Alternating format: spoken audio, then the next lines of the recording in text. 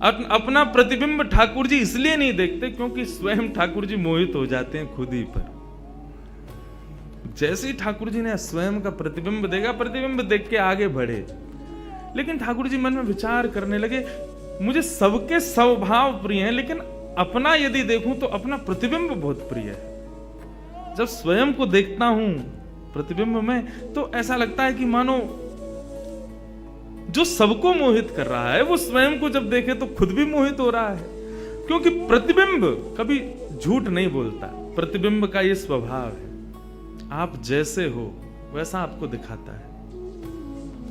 ठाकुर जी ने जब प्रतिबिंब देखा, अपने उस प्रतिबिंब स्वरूप को ठाकुर जी ने स्थिर कर दिया, और स्थिर करके अब तो ठाकुर जी लाए महाराज लक्ष्मी जी की पूरी पेटिका लेकर के आए श्रृंगार की, और अपने प्रतिबिंब स्वरूप को ही उन्होंने श्रृंगार करना प्रारंभ किया।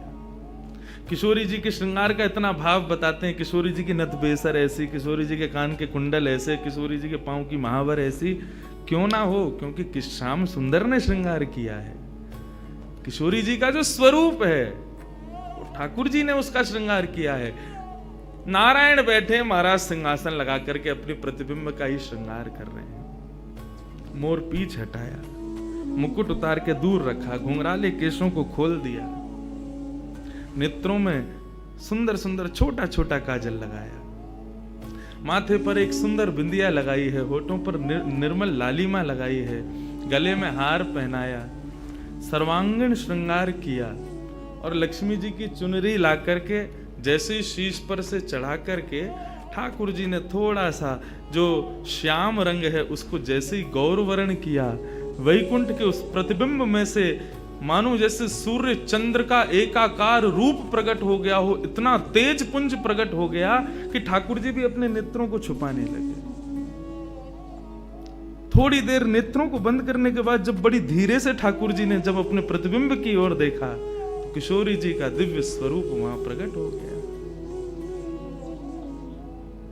ठाकुर जी ने दंडवत किया, पहले प्रणाम, हे श्याम सुंदर, आपने ही मेरो निर्माण कियो है, आपने ही मुझको प्रकट कियो है। क्या भाव है? ठाकुर जी बोले कोई भाव नहीं है, केवल मोहिनी भाव से 33 कोट देवता मोहित हुए थे, लेकिन मैं मोहित नहीं हो पाया था, इसलिए तब से मैं भी तड़प रहा था कि मुझे भी कोई मोहित करे, उस मोहिनी को भी मोहित कोई करे। वो स्वरूप आज प्रकट हुआ है। धर्म की स्थापना हुई, ज्ञान की स्थापना हुई, भक्ति की स्थापना हुई, वैराग्य की स्थापना हुई, लेकिन अंततो गत्वा इस संसार का सार जो प्रेम है उसकी स्थापना नहीं हुई है। उसके लिए आपका अवतार धारण करना अति आवश्यक है। आप मेरी शक्ति हैं, आप मेरी आत्मा हैं।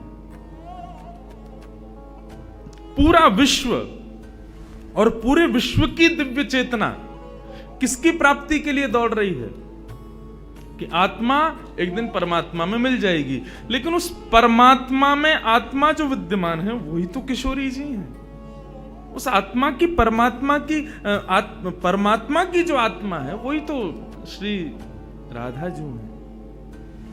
लोग उनके रूप को नहीं समझ पाते। आजकल के यंगस्टर्स, आजकल के युवा उनको बहुत विचित्र रूप में दर्शन करते हैं कि कृष्ण राधा कौन है, बोले कि they are just like some love words. ऐसा नहीं है। आप उनको सीमित उस अवस्था में, और माफ कीजिएगा यदि किसी प्रवचनकर्ता की कथा सुनने के बाद भी आप उनको वहीं तक सीमित मान रहे हो ना, दोष आपको नहीं प्रवचन करने वाले को लगेगा कि तुम किशोरी जी के इसी रूप को स्थापित कर पाए।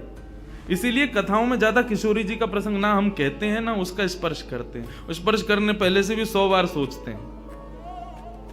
यहां आने से पहले भी मुझे कई आचार्यों ने संपर्क किया कि वहां आप किस विषय को लेकर के जाएंगे, आप गर्ग संहिता पर कहेंगे या किशोरी जी के किस भाव को वहां पर प्रस्तुत करने वाले। मैंने कहा देखो, हम बस बोलेंगे जो निकल जाए मुंह से, जिसका जो भाव ठाकुर जी स्वीकार कर लें बस, लेकिन भाव ये रखेंगे ठाकुर जी विराज गए हैं कि कोई अनधिकारी इस भाव को सुनकर के अपने मन में कोई दुर्भावना प्रकट करे। ब्रजवासी बहुत डरते हैं किशोरी जी के भाव को कहने में, क्योंकि जब सामने वाले से प्रत्युत्तर के रूप में कुछ विलग ही सुनने को मिलता है तो बहुत कष्ट होता है हृदय को कि तुमने किशोरी जी को क्या समझा, वो क्या है और तुमने उनके किस रूप को जाना। वो ठाकुर जी का ही प्रतिबिंब स्वरूप है, ठाकुर जी का ही आत्मा स्वरूप है। और एक बात कहूं, प्रतिबिंब से और आत्मा से प्रेम किया जा सकता है, ब्याह नहीं किया जा सकता, क्योंकि प्रतिबिंब और आत्मा ये दोनों हमसे अलग नहीं है। ब्याह के लिए एक अलग व्यक्ति चाहिए, एक हमसे कोई अलग हो, हमसे कोई जुदा हो, दो लोग चाहिए तब ब्याह संपन्न होता है। लेकिन कृष्ण और राधा, इन दोनों में भेद है ही नहीं। किशोरी जी और ठाकुर जी में कभी भी कदापि कोई भेद नहीं है। बल्कि लीलाएं अभी सुनेंगे हम लोग, कभी कभी ठाकुर जी जब किशोरी जी का रूप धारण करते हैं तो किशोरी जी से ज्यादा गोपियों को सुख देते हैं।